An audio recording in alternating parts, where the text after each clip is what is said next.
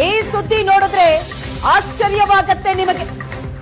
ಚಿತ್ರದುರ್ಗದ ರಾಯರ ಮಠದಲ್ಲಿ ನಡೀತು ಪವಾಡ. ರಾಘವೇಂದ್ರ ಸ್ವಾಮಿಗಳ ಮಠದಲ್ಲಿ ಹಾಗಾದ್ರೆ ನಡೆದಿದ್ದೇನು?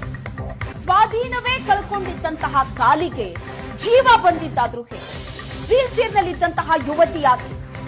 ಎಷ್ಟೊಂದು ಮೆಡಿಸಿನ್ ಮಾಡಿರ್ತಾರೆ, ಎಷ್ಟೊಂದು ಟ್ರೀಟ್ಮೆಂಟ್ ಅನ್ನ ಕೊಟ್ಟಿರ್ತಾರೆ, ಆದ್ರೂ ಸಹ ಆಕೆ ನಡೆದಾಡೋದಕ್ಕೆ ಸಾಧ್ಯವಾಗ್ತಾ ಇರಲಿಲ್ಲ.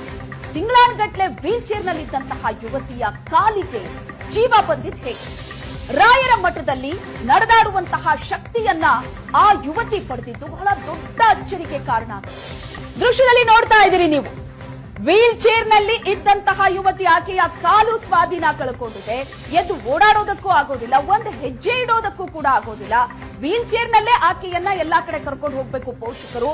ಅಂತ ಪರಿಸ್ಥಿತಿಯಲ್ಲಿದ್ದಂತಹ ಯುವತಿ ಏಕಾಏಕಿ ಗುರು ರಾಘವೇಂದ್ರರ ಮಠದಲ್ಲಿ ಕಾಲಿಡ್ತಾ ಇದ್ದ ಹಾಗೆ ಆಕೆಯ ಕಾಲಿಗೆ ಜೀವ ಬರುತ್ತೆ. ಆಕೆ ನಡೆದಾಡೋದಕ್ಕೆ ಶುರು ಮಾಡ್ತಾಳೆ. ರಾಯರ ಮಠದಲ್ಲಿ 3 ಸುತ್ತು ಪ್ರದಕ್ಷಿಣೆ ಕೂಡ ಹಾಕ್ತಾಳೆ. ಅಂದ್ರೆ ಎಂತವರೂ ಕೂಡ ನಿಬ್ಬೆರಗಾಗುವಂತಹ ಸುದ್ದಿ ಇದು.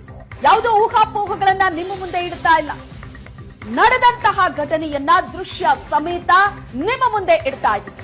ಗುರು ರಾಘವೇಂದ್ರರ ಮಹಿಮೆ ಮತ್ತು ಪವಾಡದ ಸ್ಟೋರಿ ಇದು. ಚಿತ್ರದುರ್ಗದಲ್ಲಿ ನಡೆದಂತಹ ಘಟನೆ ಇದು. ಆ ಯುವತಿಯನ್ನ ಕೂಡ ನೀವು ನೋಡ್ತಾ ಇದ್ದೀರಿ. ವೀಲ್ ಚೇರ್ ನಲ್ಲಿ ಇದ್ದಂತಹ ಯುವತಿ ಕಳೆದ 6 ತಿಂಗಳಿಂದ ಈಕೆ ವೀಲ್ ಚೇರ್ ನಲ್ಲಿದ್ದಾಳೆ.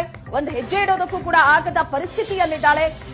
ರಾಯರ ಮಠಕ್ಕೆ ಭೇಟಿ ಕೊಡ್ತಾರೆ, ಅಲ್ಲಿ ಭಕ್ತಿಯಿಂದ ರಾಯರ ಸೇವೆ ಮಾಡ್ತಾರೆ, ದರ್ಶನವನ್ನ ಮಾಡ್ತಾರೆ.